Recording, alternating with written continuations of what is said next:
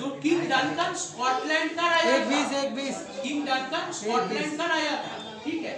तो Scottish general Macbeth उसका एक जनरल है, जनरल मतलब योद्धा।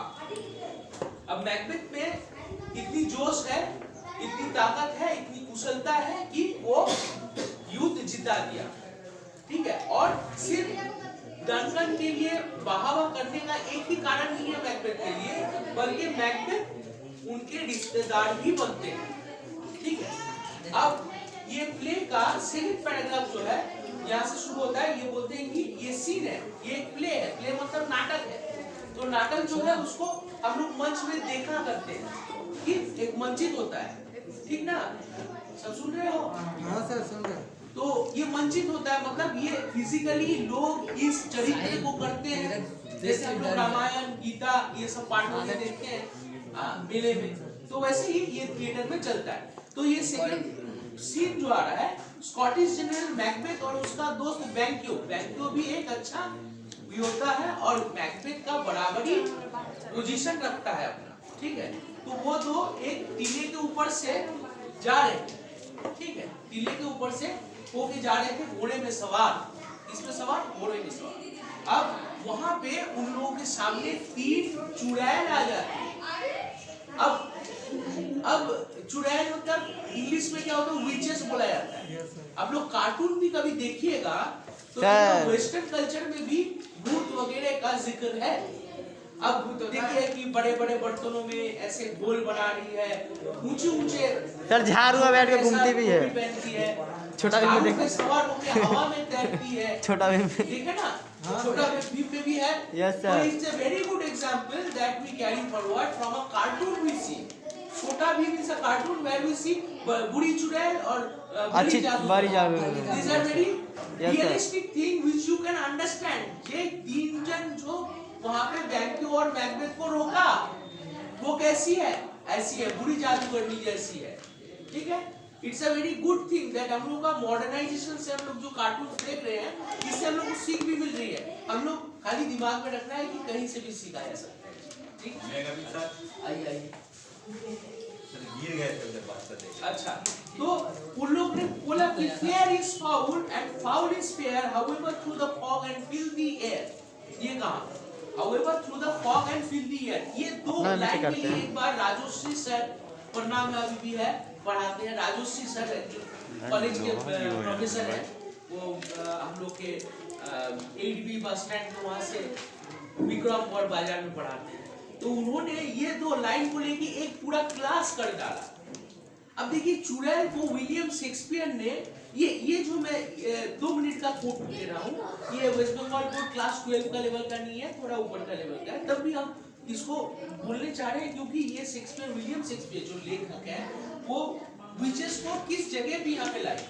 विचेस को विलियम शेक्सपियर ने एक मिडिल पकड़ दो रजनीश ऐसे एक बार, कि ना इस तरफ का ना इस तरफ का, ना जो लड़ रहा है बैटल और ना जिसके विपरीत वो लड़ाई की जा रही है।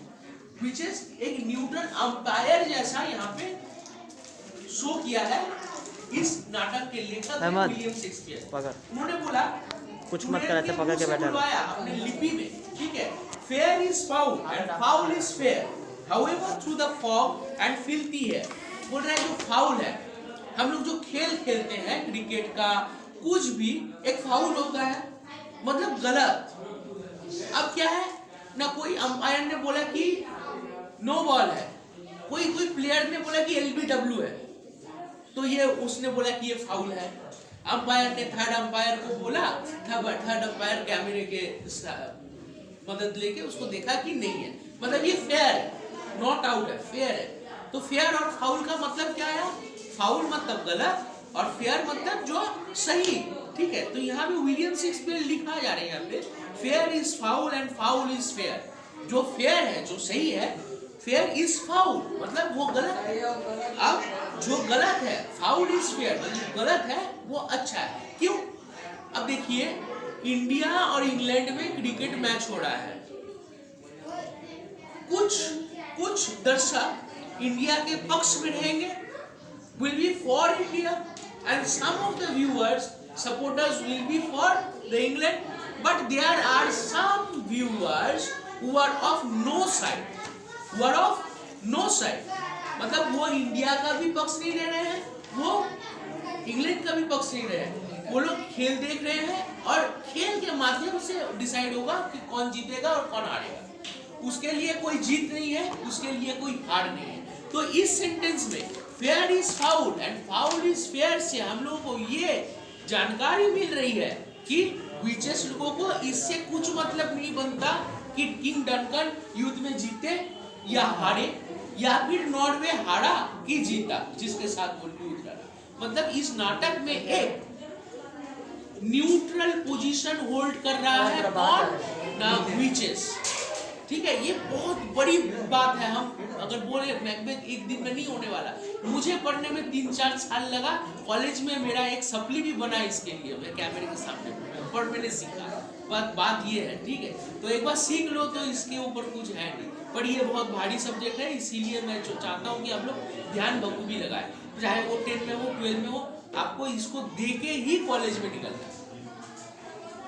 अब कभी भी करो, एग्जाम के एक दिन आगे करो, पापा मम्मी से झगड़ा हो गया, मार खा ली, कुछ भी डांट खा ली, या फिर पहले कर लो, कुछ भी करो, ठीक। अच्छा, as they saw the generals, the first which saluted Macbeth with the title Thane of Glamis, general was secretly starting to find himself known by such creatures. The second which addressed him as the Thane of Cawdor, to which he had no presentations, and the third told him, "You will be the king of Scotland hereafter." Such a prophetic greeting might well amaze him, for they knew that as long as the king's sons are alive, he could scarcely hope to succeed the throne. By this time, Banquo was curious to know the reason why the witches had little to say about him, whereas they kindled hope in the heart of his dearest friend. So the witches turned towards Banquo and told him,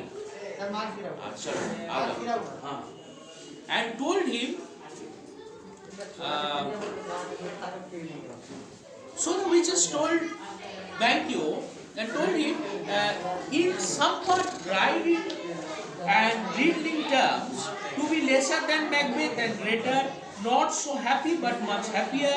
They also promised that although Banquo would never reign as the king of Scotland, yet his successors would be the king, and then they turned into their thin air and vanished, by which the generals realized the weird sisters to be witches. अब silence please, अब हिंदी कर रहे हैं तो समझ में आ जाएगा, और मैं चाहता हूं कि आप लोग दोहराएं इसको, पढ़ाई को दोहराएं, घर जाके 2 बार 3 बार पढ़ें और पढ़ने के दौरान मेरी बात को याद करें, ठीक है। तो हिंदी में मैं बोल रहा हूँ, उसका मतलब आप लोगों को समझ में आएगा। सेकंड, इस समझ को लेके जब रीडिंग पढ़िएगा, ऐसा नहीं होगा कि इंग्लिश का कोई भी शब्द का मीनिंग आपको नहीं पता। 100 में से 50, 40, 30% वर्ड का मीनिंग आप लोगों को पता होना चाहिए, गारंटी है, मैं लिख के देता हूँ। आप लोग जब इसको पढ़ेंगे और दिमाग में मेरी बात को दोहराएंगे, तब देखिएगा एक एक वर्ड का मतलब हिंदी से मैच कर रहा है, ठीक है, हिंदी से मैच कर रहा है और फ्लैश मारेगा दिमाग में, तब जाके उसको समझ में आएगा। नहीं आता है तो फिर से बोलिए, मैं राजी हूँ पढ़ाना है, पर कोशिश करनी पड़ेगी मुझे। अच्छा ठीक है, तो हिंदी इसका ये होता है कि ये 2 जनरल, 2 योद्धा एक साथ घोड़े में सवार टीले के ऊपर चढ़े थे, उस तरफ से उन लोगों के देश में प्रवेश करेंगे, ठीक है। और टीला जो है उसमें कोई उपजाऊ जमीन नहीं है, कोई पेड़ नहीं है। देखिए जी, शेक्सपियर ने एक दावा करके विचेस को एक बीच जगह रखा है, जो कि नाटक को उसके अपने एक न्यूट्रल नजरिए से देखेगा। बात बहुत बड़ी है, बात को समझने की कोशिश कीजिए। एक सिनेमा भी चलता है तो दर्शक को हीरो की तरफ खींचने की एक लत लगाई जाती है, ठीक है। कभी कभी विलेन को हीरो दिखाया जाता है और उस काम को ही सही ढंग से दिखाया जाता है, पर एक कोशिश रहती है कि ये एक फोकस है। तो विलियम शेक्सपियर ने एक ऐसी दृष्टिभंगी रखी, और ये नाटक आज का नहीं है जी, 100 साल पुराना है, तब भी हम लोग अभी भी इसे पढ़ रहे हैं। क्यों पढ़ रहे हैं? इसमें कोई तो खूबी होगी कि जनरेशन को इतने दिन से इसको बो के रखना, इसको नए पीढ़ी को, जो नए पीढ़ियों को समझाना, ये सिलेबस में डाला हुआ है। क्यों डाला हुआ है? क्योंकि इस नाटक में ऐसा एंगल से लिखा गया है कि ये 3 विचेस को डाला गया है, न्यूट्रल, मतलब कोई पक्ष नहीं राजा का, कोई पक्ष नहीं मैकबेथ का। ये एक दृष्टिभंगी है। जो टीले में उन लोग उठे हैं, तो उस टीले में कोई पेड़ नहीं है, कोई उपजाऊपन नहीं है, मतलब बांझ किस्म का है, मतलब वो भी किसी तरफा नहीं है। तो ये एक जानना है। और वहाँ पे 3 विचेस में से एक विच मैकबेथ को कहता है कि हेल मैकबेथ, मतलब जय हो मैकबेथ का थेन ऑफ ग्लामिस, जो कि वो है, वो ग्लामिस का थेन है। अब दूसरी जो विच है वो बोलती है कि hail Macbeth thane of Cawdor. Thane of Cawdor क्या है? कॉडर एक और राज्य है। स्कॉटलैंड जो है, डानगन का पूरा राज्य है, उसमें ग्लामिस एक राज्य है।